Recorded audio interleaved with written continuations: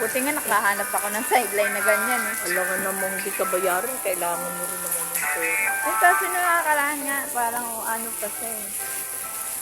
Kala niya siguro kinukuha mo lang kung saan. Alam niya naman, kaya lang wala siya dun sa pwesto niya para magbayad. Meron talagang... Kala ko ba birthday ni Tess? Gaya. Kala ko birthday ni Tess.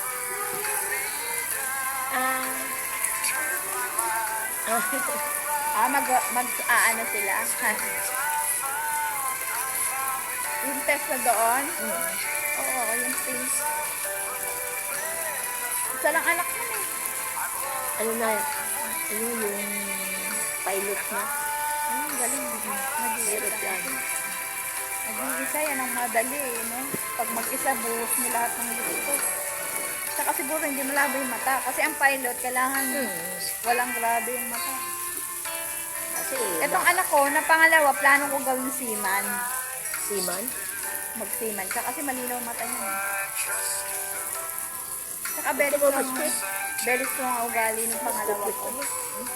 Pero alam mo ba, yung pangalawa ko, ano yung kinakain ko, kinakain niya rin. Oo. Hindi kami maarte pag magkasundo kami sa pagkain. Yung isdang prito, gusto namin yan. Bilang. Tulang ka. Kaya ako nagdadala ng ganyan kasi pag may mga batang napunta, binibigyan ko. Ate nang hihingi. Kumakain yan? Tinapay? Oo, kumakain. Parang maarte siya, ayaw na kumain ng mga ano. Kumakain. Pero minsan pala kumakain niya ng insekto, ano? Oo naman. Kumakain yan. Oo, bulate, ganyan. Yung ibon, dinadamba nila. Pag nakita nilang andito, ako nila. Yung itlog doon. Wala na yun. Dapat pala binigyan ko yun. Wait, bigyan ko. Matibay sila eh. Dapat iyan mo yun, nireklamo mo sa barangay para mismo itali yung aso nila. Dati kami ni Ate Tess, sinaaway rin ako niyan, pero yung aso ko kasi nangahabol din yun eh. Ay, nagreklamo.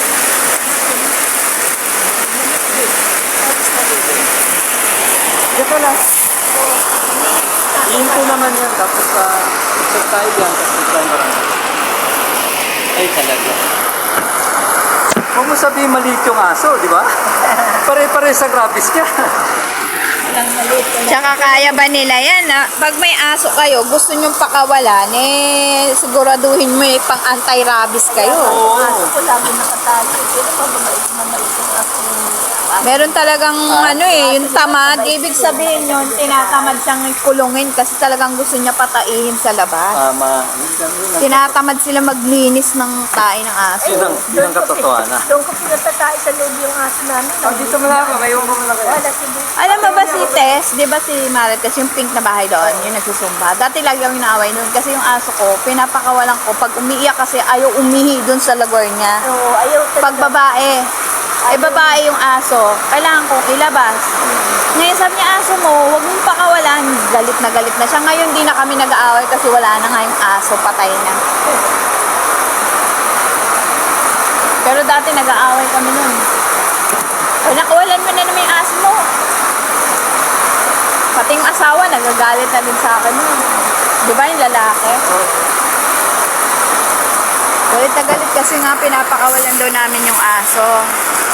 Eh, sabi ko, pasensya na kasi hindi umiihi yan ng Yung aso doon kayo umihi sa loob. Oo, ayaw ng mga ganyan. Di ba ayaw nila ng ganyan? Uuwi ka na ba? Ako kasi, tapos na yung trabaho ko, kaya nakalabas ako.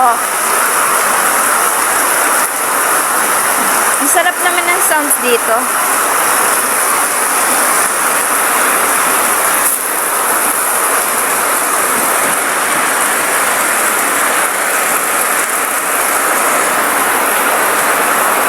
Ate, ano to?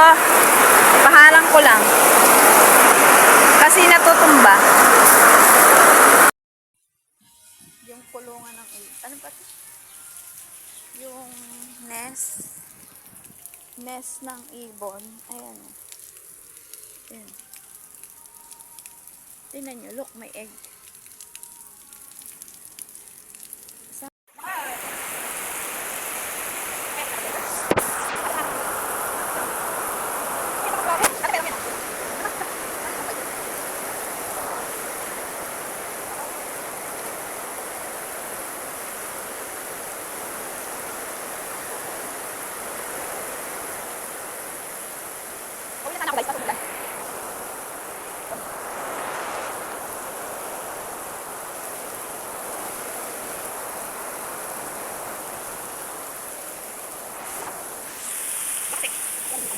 Ay, nakita ng malaki.